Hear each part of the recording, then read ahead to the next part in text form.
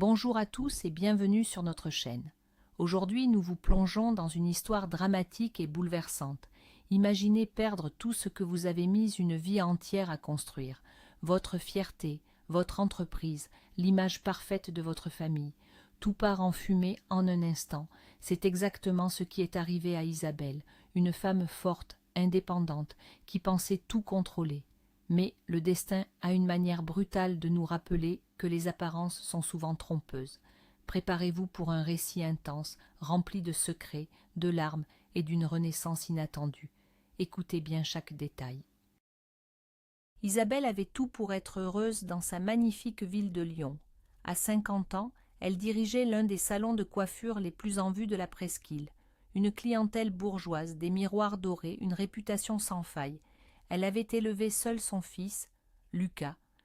Son mari l'avait quitté quand Lucas était enfant, un homme lâche qui préférait faire la fête plutôt que d'assumer ses responsabilités. Isabelle s'était juré que son fils serait différent. Elle avait sacrifié ses nuits et ses économies pour l'envoyer étudier l'économie à Paris, dans une prestigieuse université. Lucas était sa fierté, son trophée. Lorsqu'il est revenu à Lyon, diplôme en poche selon ses dires, Isabelle pensait que la vie l'avait enfin récompensé. Elle s'attendait à le voir épouser une jeune femme de bonne famille, issue de la haute société lyonnaise. Elle imaginait des dîners chics et des petits-enfants parfaits. Mais les plans soigneusement tracés par cette mère ambitieuse allaient se heurter à une réalité bien différente. Lucas avait ses propres secrets, et le vernis de cette vie idéale allait bientôt craquer sous le poids des mensonges. Tout a basculé le jour où Lucas a annoncé son intention de se marier. Isabelle était dans sa cuisine lumineuse, préparant un café parfumé. Elle s'attendait à entendre le nom d'une avocate ou d'une fille de chirurgien. Mais le prénom qui a franchi les lèvres de son fils a fait trembler la tasse dans ses mains. Amélie. La petite Amélie. C'était une jeune femme qu'Isabelle avait embauchée dans son propre salon 6 mois plus tôt. Claire, la meilleure amie d'Isabelle et médecin réputé, avait insisté pour qu'elle donne sa chance à cette orpheline. Amélie était talentueuse, certes. Ses doigts faisaient des miracles avec les ciseaux et les pinceaux de maquillage. Mais elle était si effacée. Une silhouette frêle, des vêtements ternes, un regard toujours baissé vers le sol. Pour Isabelle, elle ressemblait à un petit oiseau blessé tombé du nid. Elle n'avait rien de la prestance ou de l'élégance qu'elle exigeait pour la femme de son fils. Isabelle a senti une colère froide monter le long de sa colonne vertébrale. Comment son brillant Lucas, avec son sourire de star de cinéma, avait-il pu s'enticher de cette employée transparente? Elle a posé sa tasse sur le marbre avec un bruit sec. Ce mariage était une erreur fondamentale, une insulte à tous ses sacrifices. Isabelle se souvenait parfaitement du jour où Amélie était venue postuler. Le ciel de Lyon était gris et l'air chargé d'humidité. La jeune fille s'était présentée avec un vieux sac usé et des dossiers froissés. Elle avait fait tomber ses certificats sur le carrelage brillant du salon. Isabelle l'avait regardée avec un certain mépris. Elle exigeait de ses employés qu'elles ressemblent à des gravures de mode. Mais pour faire plaisir à son amie Claire, elle lui avait fait passer un test sur un mannequin. La transformation avait été stupéfiante. Les mains tremblantes de la jeune fille étaient devenues fermes et précises dès qu'elle avait touché les cheveux. Elle avait créé une coupe moderne, audacieuse, avec une vision artistique évidente. Isabelle, en tant que professionnelle, n'avait pas pu nier le talent brut de l'orpheline. Elle l'avait engagée comme stagiaire, la payant une misère, pensant faire une bonne action. Si elle avait su que cette même fille allait capturer le cœur de son précieux fils, elle l'aurait mise à la porte immédiatement. Maintenant, assise en face de Lucas, Isabelle cherchait désespérément les mots pour briser cette relation. Elle ne pouvait pas accepter que cette fille sans envergure devienne sa belle-fille. Les mois qui ont précédé le mariage ont été un calvaire silencieux pour Isabelle. Elle a essayé par tous les moyens de dissuader Lucas. Elle a invité les filles de ses clientes les plus riches à dîner, espérant provoquer une étincelle. Il y a eu Camille, une brillante étudiante en psychologie, qui utilisait des termes trop complexes. Puis Juliette, une experte en finance qui a posé des questions pointues sur les études parisiennes de Lucas. Étrangement, Lucas fuyait ces conversations. Il devenait nerveux, prétextait une fatigue soudaine et s'enfermait dans sa chambre. Isabelle mettait cela sur le compte du stress de sa nouvelle vie active. En effet, Lucas avait pris un emploi de vendeur de fenêtres, une position bien modeste pour un diplômé en économie. Isabelle s'en plaignait souvent à son amie Claire, elle ne comprenait pas pourquoi il se contentait de si peu. Claire lui conseillait d'être patiente, de le laisser respirer. Mais Isabelle fulminait intérieurement. Elle était convaincue qu'Amélie tirait son fils vers le bas. Cette petite coiffeuse limitait les ambitions de Lucas. Plus la date du mariage approchait, plus Isabelle sentait le contrôle de sa vie lui échapper.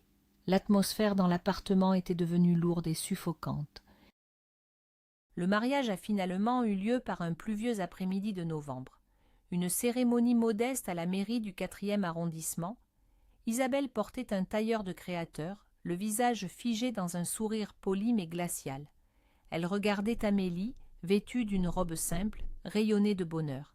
Isabelle lui avait offert un pendentif en or fin, un cadeau faussement généreux choisi à la hâte. Amélie le portait avec une gratitude presque gênante. Après le mariage, les jeunes mariés se sont installés chez Isabelle pour économiser. La cohabitation était une épreuve quotidienne. La cuisine est devenue un champ de bataille silencieux. Chaque fois qu'Amélie tentait de préparer un repas, Isabelle s'asseyait sur son tabouret et critiquait ses moindres gestes. Attention à la poêle en téflon. Ne raye pas le plan de travail. Tu ne sais pas comment fonctionne ce four moderne. Amélie baissait la tête, les larmes au bord des yeux, et s'excusait d'une petite voix. Isabelle se sentait parfois cruelle, mais elle se justifiait. Elle voulait pousser cette fille à bout. Elle voulait qu'Amélie réalise par elle-même qu'elle n'appartenait pas à ce monde. Elle espérait secrètement qu'elle fasse ses valises et disparaisse de leur vie. Le cauchemar a commencé un dimanche après-midi. Isabelle était seule dans le salon, regardant la pluie tomber sur les toits de la ville. Lucas et Amélie étaient partis à la campagne avec des amis. L'atmosphère était paisible jusqu'à ce que le téléphone sonne. Le nom de Lucas s'est affiché sur l'écran. Isabelle a décroché avec un sourire, mais la voix de son fils était tremblante et déformée par la panique. Ils avaient eu un accident de voiture. Isabelle a senti le sol se dérober sous ses pieds. Son cœur battait à tout rompre. Elle a exigé de savoir s'il était blessé. Lucas a répondu qu'il n'avait que quelques égratignures. Le soulagement d'Isabelle a été immédiat, mais de courte durée. Lucas a ajouté d'une voix brisée qu'Amélie avait été éjectée du véhicule. Elle était dans un état critique. Isabelle a attrapé son manteau, les mains tremblantes, et s'est précipitée dans un taxi. Pendant le trajet, elle priait silencieusement pour son fils. Curieusement, ses pensées effleuraient à peine le sort de sa belle-fille. Sa seule préoccupation viscérale était la survie de sa propre chair. Elle refusait de laisser la tragédie détruire le fils qu'elle avait tant chéri. L'odeur de l'hôpital était insupportable, un mélange d'antiseptique et d'angoisse. Isabelle a trouvé Lucas dans la salle d'attente, un bandage blanc autour de la tête. Elle s'est jetée dans ses bras, pleurant de soulagement. Il était vivant, il était entier. Mais le visage de Lucas était gris comme la cendre. Le médecin est arrivé 1 heure plus tard, l'expression grave. Il les a fait entrer dans un petit bureau terne. Le verdict est tombé comme une lame de guillotine. Amélie avait la colonne vertébrale brisée. La moelle épinière était gravement endommagée. L'opération avait réussi à stabiliser son état, mais les chances qu'elle puisse remarcher un jour étaient infimes. Elle serait très probablement clouée dans un fauteuil roulant pour le reste de sa vie. Isabelle a senti un vertige s'emparer d'elle. L'horreur de la situation frappait son esprit avec une force brutale. Elle a regardé son fils. Ce garçon si jeune, si plein d'avenir, allait devenir l'infirmier d'une femme paralysée. Le fardeau était immense, injuste. La panique a envahi Isabelle. Elle ne pouvait pas laisser la vie de son fils se terminer ainsi. Il fallait trouver une solution, n'importe laquelle, pour le libérer de cette chaîne invisible. Les semaines qui ont suivi ont été un long fleuve de désespoir. Amélie a été ramenée dans l'appartement d'Isabelle. La jeune femme était l'ombre d'elle-même, silencieuse et immobile dans son lit médicalisé. Lucas semblait dévoué. Il préparait ses repas, l'aidait à faire ses exercices, lui parlait doucement, mais Isabelle observait cette scène avec une frustration grandissante. Elle ne voyait pas de l'amour, elle voyait de la culpabilité. Lucas conduisait trop vite, il avait toujours aimé la vitesse, il se sentait responsable de la tragédie. Isabelle refusait de voir sa maison transformée en centre de rééducation. L'idée de devoir installer des rampes et d'élargir les portes la rendait malade. Elle a commencé à glisser des mots cruels dans l'oreille de son fils. Elle lui parlait d'instituts spécialisés, de centres pour personnes handicapées où Amélie serait mieux soignée. Elle argumentait avec un pragmatisme glacial. Lucas se mettait en colère. Il frappait du poing sur la table, jurant qu'il n'abandonnerait jamais sa femme. Mais Isabelle connaissait son fils. Elle savait qu'il n'avait pas la force mentale pour supporter cette épreuve sur la durée. Il suffirait d'attendre que la fatigue et la réalité brisent ses belles promesses. Un soir, la tension dans l'appartement a atteint son paroxysme. Lucas est venu trouver sa mère dans la cuisine. Son regard était fuyant, ses mains moites. Il a annoncé qu'il devait partir. Loin, pour longtemps, il a prétexté une offre d'emploi très lucrative pour payer les traitements d'Amélie. Isabelle a froncé les sourcils. Son instinct maternel hurlait que quelque chose n'allait pas. Elle l'a pressé de questions. Pourquoi quitter la ville maintenant? Pourquoi ne pas utiliser son diplôme parisien ici? Acculé, Lucas a fini par craquer. Ses épaules se sont affaissées et la vérité a jailli de ses lèvres tremblantes. Il n'avait jamais obtenu de diplôme. Il avait abandonné l'université dès la première année. Il n'avait pas supporté la pression, la concurrence, le décalage avec les étudiants riches. L'argent qu'Isabelle lui envoyait avait servi à survivre. Il avait acheté un faux diplôme dans le métro parisien pour donner le change. Pendant des années, il avait travaillé comme chauffeur privé pour s'en sortir. Le monde parfait d'Isabelle s'est effondré en une fraction de seconde. Son fils prodige, sa fierté absolue, n'était qu'un menteur et un imposteur. La trahison lui coupait le souffle, la laissant sans voix. Isabelle a hurlé sa douleur et sa déception. Elle avait sacrifié ses nuits, sa jeunesse, ses propres rêves pour financer une illusion. Lucas a pleuré, suppliant son pardon. Il a expliqué à quel point le poids de ses attentes était lourd à porter. Il voulait juste qu'elle soit fière de lui. Isabelle s'est laissée tomber sur une chaise, vidée de toute son énergie. Elle a regardé son fils à travers un voile de larmes. Malgré la colère brûlante qui lui consumait la poitrine, elle l'aimait. C'était son enfant. Elle a murmuré un pardon fragile, mais le lien de confiance était brisé. Lucas a fait ses valises 2 jours plus tard. Il a juré qu'il reviendrait vite, qu'il trouverait une solution pour gagner beaucoup d'argent. Il est parti sans même dire au revoir à Amélie. Isabelle s'est retrouvée seule dans son grand appartement avec une belle-fille paralysée et un cœur en miettes. Le silence de l'absence de Lucas résonnait contre les murs. Isabelle devait maintenant affronter la réalité quotidienne de la maladie d'Amélie sans l'écran de protection de son fils. C'était une corvée qu'elle redoutait plus que tout, un fardeau qu'elle n'avait jamais demandé. Les premiers jours seuls avec Amélie ont été étranges et pesants. Isabelle accomplissait les tâches mécaniquement. Elle aidait la jeune femme à se nourrir, changeait ses draps, tout en gardant une froideur distante. Amélie passait ses journées à regarder le plafond, s'excusant sans cesse pour le dérangement. Son regard était rempli d'une détresse silencieuse. Un après-midi, Isabelle est entrée dans la chambre pour apporter un verre d'eau. Elle a surpris Amélie en train de pleurer doucement. Une vague de culpabilité a soudain submergé la femme d'affaires. Elle s'est souvenue de la cruauté dont elle avait fait preuve avant l'accident. Elle a vu devant elle non pas un fardeau, mais une enfant brisée par la vie. Sans réfléchir, Isabelle s'est assise sur le bord du lit. Elle a pris la main frêle d'Amélie dans la sienne. Les mots sont sortis de sa bouche avec une douceur inattendue. Elle a promis de ne pas l'abandonner. À ce moment précis, quelque chose s'est débloqué dans le cœur d'Isabelle. La carapace de cynisme et d'ambition a commencé à se fissurer. Elle réalisait que la véritable force ne résidait pas dans la réussite sociale, mais dans la compassion envers les plus vulnérables. Pendant ce temps, les affaires au salon prenaient une tournure désastreuse. Isabelle, habituellement fière de son établissement, a été confrontée à une crise sans précédent. La jeune réceptionniste l'a alertée d'une pluie de critiques négatives sur Internet. Des commentaires anonymes détruisait la réputation de ses coiffeuses.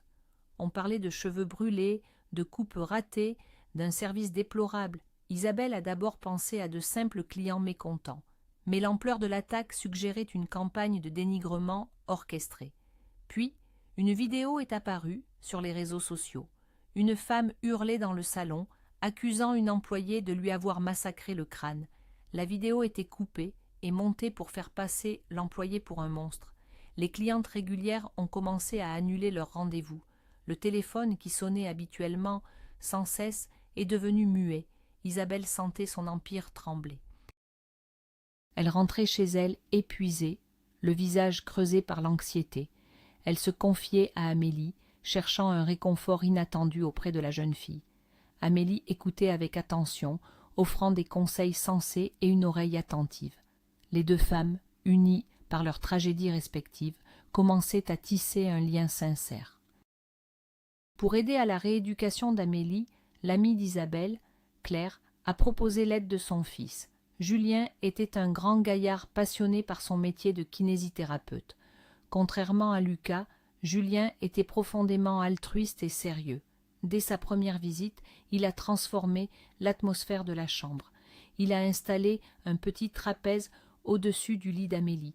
Il lui a apporté des balles de rééducation et lui a parlé avec une douceur ferme qui forçait le respect. Amélie, d'abord terriblement intimidée, a commencé à sourire en sa présence. Julien l'a traitée comme une patiente capable de miracles et non comme une cause perdue. Isabelle observait leurs interactions depuis le couloir. Elle voyait la lumière revenir dans les yeux de sa belle-fille. Elle remarquait aussi le regard de Julien, un regard qui dépassait le simple cadre médical. Il y avait de l'admiration et une tendresse naissante. Étrangement, Isabelle ne ressentait aucune jalousie pour son fils absent. Elle souhaitait profondément qu'Amélie trouve le bonheur, même si cela devait l'éloigner de Lucas. Elle savait au fond d'elle-même que son fils ne reviendrait pas sauver son mariage. Le temps passait et les nouvelles de Lucas se faisaient rares. Isabelle essayait de masquer son inquiétude devant Amélie. Un soir, la sonnette de l'appartement a retenti brusquement à une heure tardive.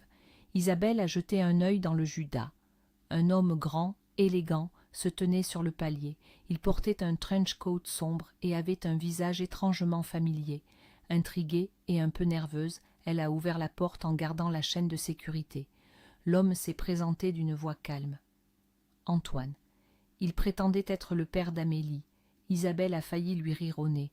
Elle a voulu refermer la porte, convaincue d'avoir affaire à un escroc cherchant à profiter de la situation. Mais l'homme a glissé une enveloppe épaisse dans l'entrebâillement. Il a demandé avec insistance qu'elle lise la lettre avant de le juger.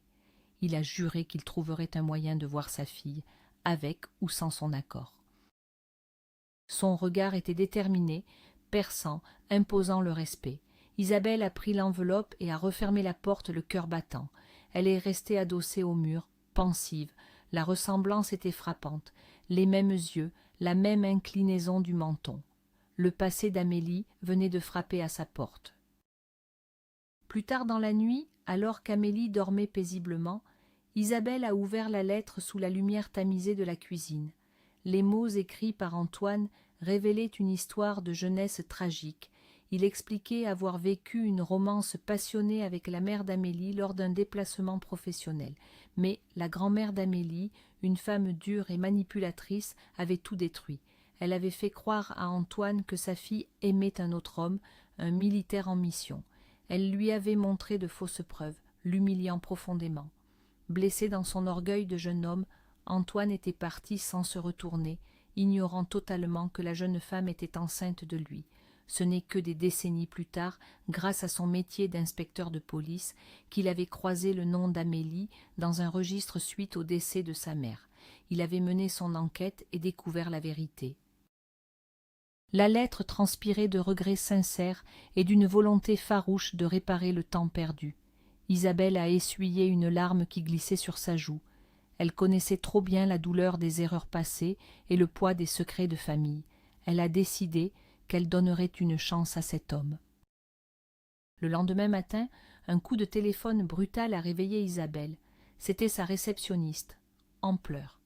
Une catastrophe absolue venait de se produire. Le salon de coiffure était en feu. Isabelle s'est habillée à la hâte, les mains tremblantes, incapable de fermer les boutons de son chemisier.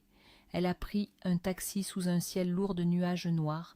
En arrivant sur la presqu'île, l'odeur âcre de la fumée a envahi ses poumons. Son salon, l'œuvre de sa vie, n'était plus qu'une carcasse noircie. Les pompiers finissaient d'éteindre les dernières braises.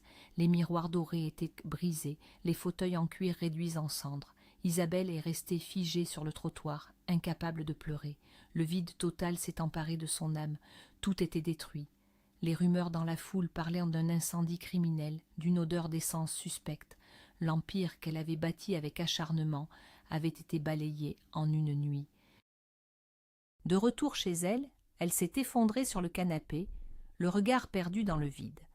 La vie s'acharnait sur elle avec une violence inouïe. Amélie, depuis son lit, a tenté de la consoler avec des mots doux, partageant la douleur de cette femme qui était devenue une vraie mère pour elle. Au milieu de ces cendres, une discussion s'est imposée. Isabelle a parlé à Amélie de la rumeur de l'incendie criminel.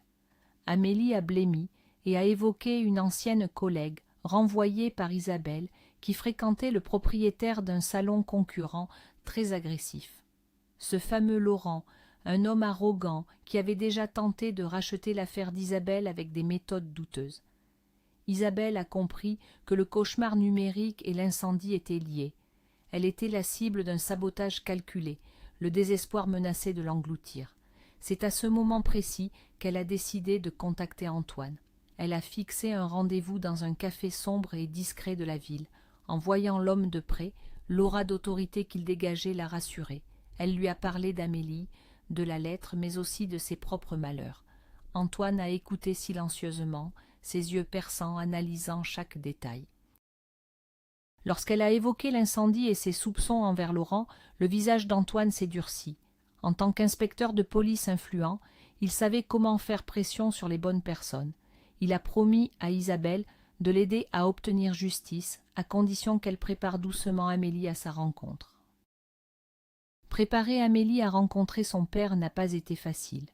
Un soir, alors que la pluie battait contre les vitres de la chambre, Isabelle a pris une profonde inspiration. Elle a tenu les mains d'Amélie et lui a raconté la vérité avec une douceur infinie. La réaction de la jeune femme a été volcanique. Les larmes, la colère, le refus viscéral d'accepter cet étranger qui l'avait abandonnée. Amélie a crié qu'elle ne voulait pas le voir, qu'elle n'avait pas besoin de lui maintenant qu'elle était brisée. Isabelle est restée à ses côtés toute la nuit. Elle a caressé ses cheveux, essuyé ses larmes, lui parlant de l'importance du pardon. Elle lui a expliqué que la haine était un poison qui empêchait de guérir. Au petit matin, épuisée mais apaisée, Amélie a accepté de le rencontrer. La rencontre a eu lieu dans le salon de l'appartement. Ce fut un moment d'une intensité bouleversante. Antoine, ce grand flic endurci, est tombé à genoux près du lit de sa fille, les larmes coulant librement sur ses joues. Amélie l'a regardé, cherchant la vérité dans ses traits. Les mots ont manqué, mais l'étreinte qui a suivi a scellé le début d'une nouvelle histoire. Pendant qu'Antoine tissait des liens fragiles avec sa fille, il tenait sa promesse envers Isabelle. L'enquête sur l'incendie s'est soudainement accélérée grâce à ses interventions discrètes mais fermes. Les caméras de sécurité du quartier ont été minutieusement analysées. Les relevés téléphoniques de Laurent ont été épluchés. La pression est montée sur l'ancienne employée rancunière. Sous la menace de poursuites pénales graves, elle a fini par avouer.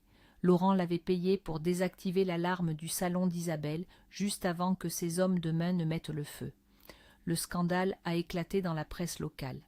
Le salon de Laurent a été fermé par les autorités et lui-même a été placé en détention provisoire. L'assurance, face aux preuves accablantes, a débloqué les fonds d'indemnisation beaucoup plus rapidement que prévu. Antoine n'a pas fait que réparer l'injustice. Il a également mis à disposition de sa fille des moyens financiers considérables pour financer les meilleurs équipements médicaux. Isabelle regardait cet homme agir avec une efficacité redoutable. Elle ressentait un profond respect pour lui. Il avait tenu parole. La justice était rendue et la reconstruction pouvait enfin commencer. Le temps de la reconstruction a apporté un souffle nouveau dans l'appartement de la Croix-Rousse. Grâce au fonds de l'assurance et à l'aide discrète d'Antoine, Isabelle a trouvé un nouveau local magnifique, encore plus spacieux que le précédent. Elle passait ses journées sur le chantier, choisissant les matériaux avec passion. Le soir, elle partageait ses idées de décoration avec Amélie. La jeune femme, qui avait un sens inné de l'esthétique, dessinait des croquis pour l'aménagement des espaces. Une complicité joyeuse s'était installée entre elles.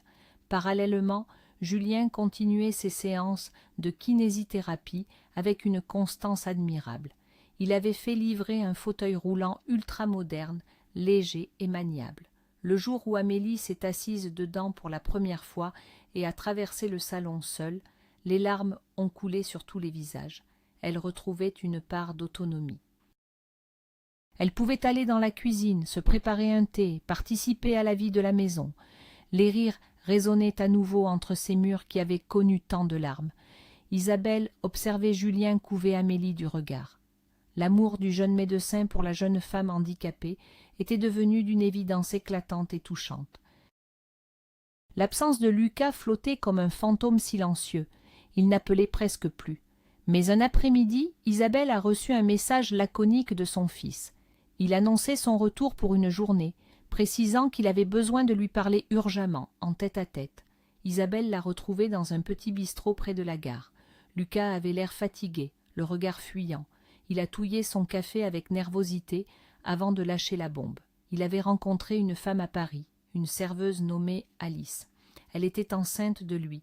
Il annonçait qu'il allait demander le divorce à Amélie pour assumer ses responsabilités envers cette nouvelle famille. Isabelle a écouté cette confession avec un calme glaçant. La colère d'autrefois avait laissé place à une profonde pitié.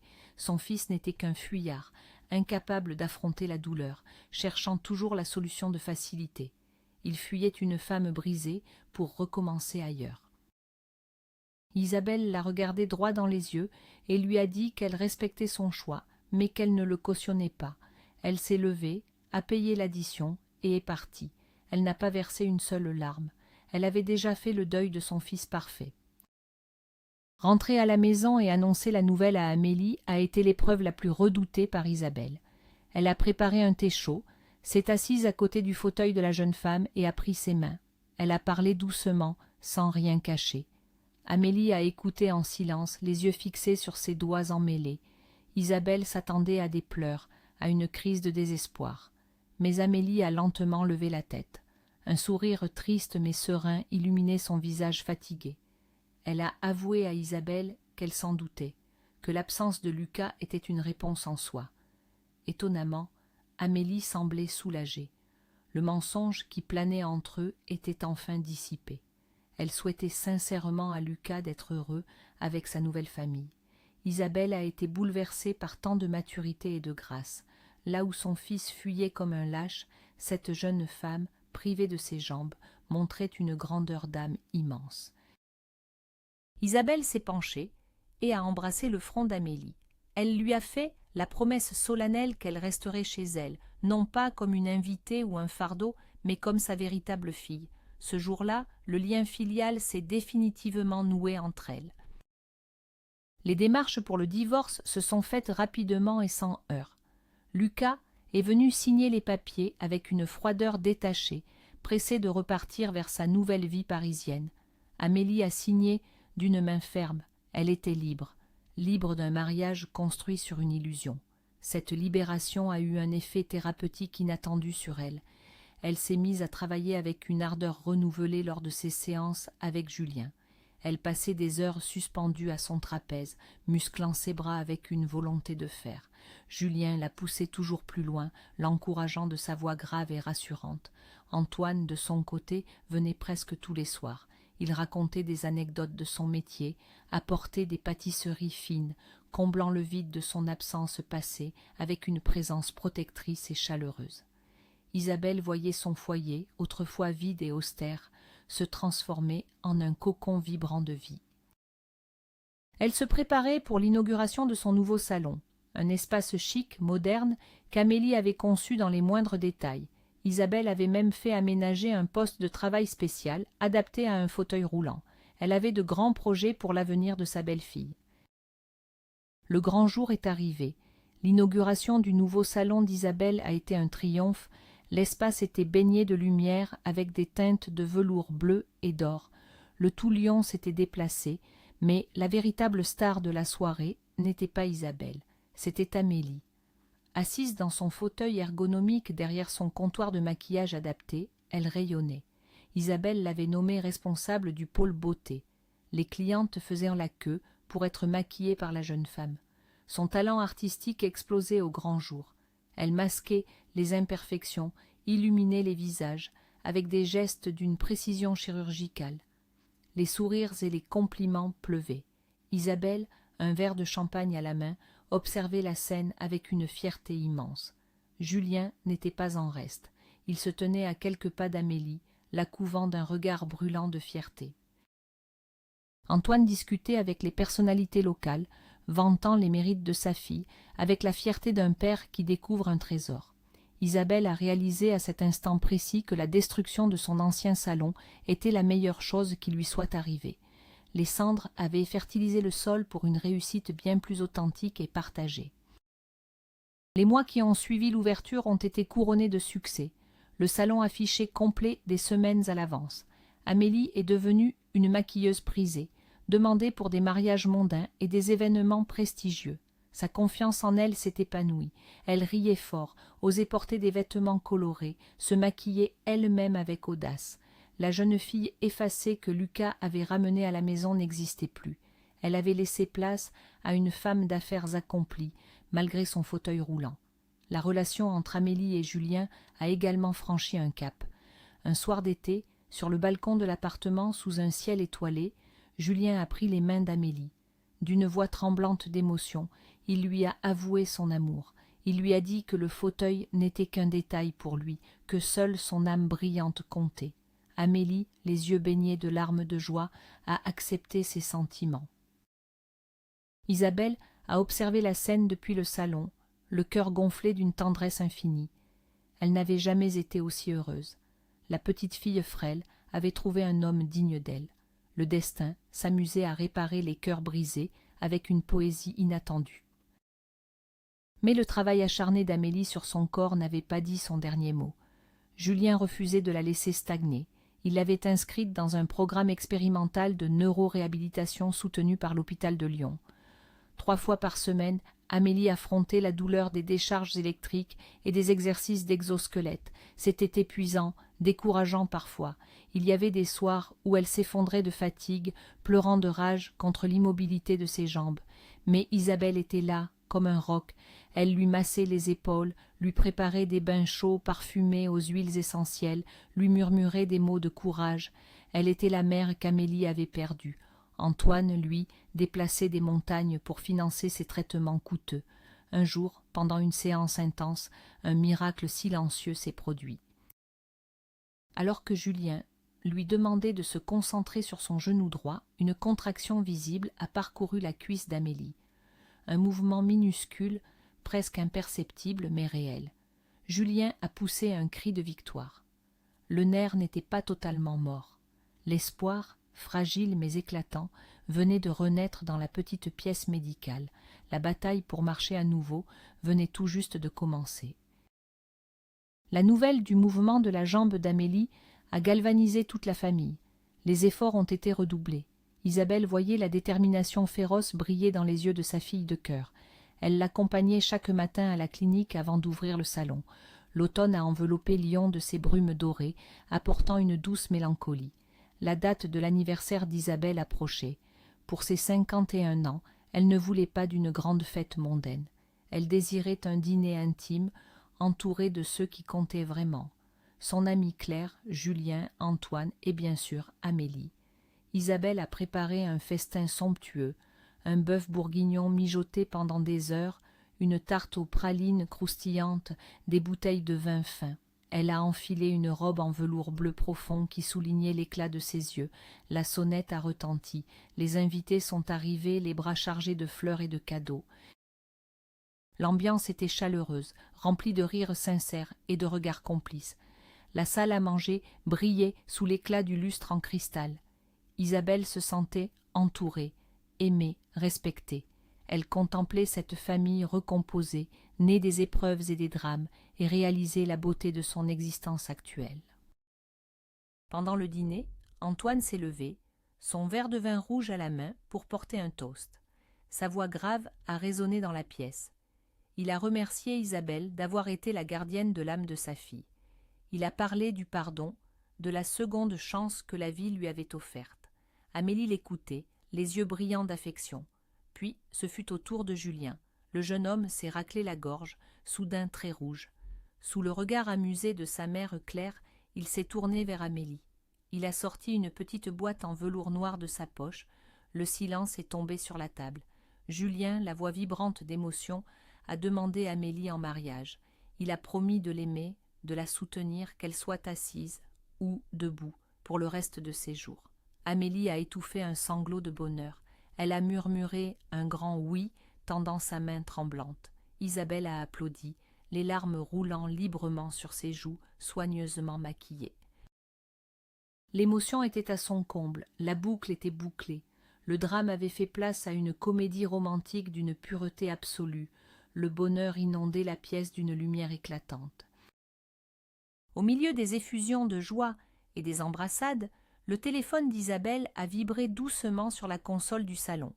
Elle s'est approchée discrètement et a regardé l'écran. Un message de Lucas. « Maman, joyeux anniversaire. Je suis de passage à Lyon. Je serai là dans 30 minutes. Est-ce que je peux monter ?» Isabelle a senti son cœur rater un battement. Son fils, celui qui avait déclenché cette tempête, celui qui avait fui lâchement. Elle a regardé la scène derrière elle. Julien qui embrassait la main d'Amélie, Antoine qui riait aux éclats avec Claire. Une famille parfaite. L'arrivée de Lucas allait jeter un froid glacial sur cette merveilleuse soirée. Il allait voir son ex-femme paralysée, resplendissante de beauté, fiancée à un jeune médecin brillant. Il allait voir le père d'Amélie, un homme de pouvoir et de prestance. Isabelle a hésité. Devait-elle lui dire de ne pas venir? Devait-elle protéger ce cocon de bonheur? Elle a effleuré l'écran de son téléphone du bout des doigts, pesant le pour et le contre. Son amour maternel luttait contre la justice de la situation. Isabelle a pris une profonde inspiration. Elle n'allait pas fuir. Elle n'allait pas cacher la vérité à son fils. Il devait affronter les conséquences de ses actes. Il devait voir la beauté de ce qui avait fleuri sur les ruines qu'il avait laissées derrière lui. Elle a tapé une réponse courte et précise. « Oui, tu peux monter. Nous t'attendons. » Elle a reposé le téléphone et a appelé l'attention de ses invités. D'une voix calme, elle a annoncé l'arrivée imminente de Lucas. Un silence lourd est tombé sur la pièce. Le sourire d'Amélie s'est figé un instant, mais Julien a resserré son emprise sur sa main, lui insufflant sa force. Antoine a croisé les bras, le visage fermé, prêt à protéger sa fille de toute contrariété. Isabelle a souri doucement. Elle leur a dit de ne pas s'inquiéter, de continuer à célébrer. La présence de Lucas ne devait rien gâcher. Au contraire, elle devait être la preuve éclatante de leur victoire sur le destin. 20 minutes plus tard, la sonnette a retenti. Le bruit sec a fait sursauter Isabelle, mais elle a marché vers la porte avec la prestance d'une reine allant affronter son passé. Isabelle a ouvert la porte. Lucas se tenait sur le palier, un modeste bouquet de fleurs à la main. Il semblait vieilli, ses traits, tirés par la fatigue de sa nouvelle vie étriquée. Il a levé les yeux vers sa mère, cherchant l'adoration inconditionnelle qu'il y trouvait autrefois. Mais le regard d'Isabelle était clair, apaisé et dénué d'illusion. Elle a pris le bouquet avec un sourire poli et s'est effacée pour le laisser entrer. Lucas a fait quelques pas dans le couloir et s'est arrêté net. Depuis l'entrée, il voyait la salle à manger illuminée. Il a vu Amélie, éblouissante dans sa robe de soirée, la bague de fiançailles étincelant à son doigt. Il a vu le regard protecteur de Julien. Il a vu cet homme imposant, Antoine, qui irradiait l'autorité paternelle. Lucas a compris instantanément. Il a vu tout ce qu'il avait perdu, tout ce qu'il avait rejeté par lâcheté. La famille qu'il avait brisée s'était reconstruite sans lui, plus forte et plus belle. Il est resté figé, le souffle court, écrasé par le poids de ses propres erreurs. Isabelle s'est tenue près de lui, posant une main douce mais ferme sur son épaule. La scène était cinématographique, baignée d'une lumière de vérité incontestable. La soirée s'est achevée dans un calme révélateur. Lucas a présenté ses vœux d'anniversaire d'une voix tremblante, n'osant croiser le regard d'Amélie, avant de s'éclipser rapidement dans la nuit lyonnaise. Il retournait à sa vie de mensonge, portant désormais le poids indélébile de ses regrets. Isabelle a fermé la porte derrière lui, sans haine ni larmes. Elle s'est tournée vers son véritable foyer. Le climax de cette histoire n'était pas la confrontation, mais l'acceptation paisible d'une nouvelle réalité. Les épreuves, l'incendie, la trahison, tout avait été nécessaire pour balayer les illusions et faire place à l'authenticité. Amélie, grâce à sa résilience, a fini par faire quelques pas quelques mois plus tard, soutenue par l'amour inébranlable de Julien. Isabelle a trouvé la paix, non pas dans le prestige mondain, mais dans la chaleur d'une famille choisie. Merci de nous avoir écoutés jusqu'au bout. Si cette histoire de renaissance et de résilience vous a touché, n'oubliez pas de mettre un j'aime, de vous abonner à la chaîne et de partager cette vidéo. Dites-nous dans les commentaires, auriez-vous été capable de pardonner comme Isabelle l'a fait? À très bientôt pour une nouvelle histoire.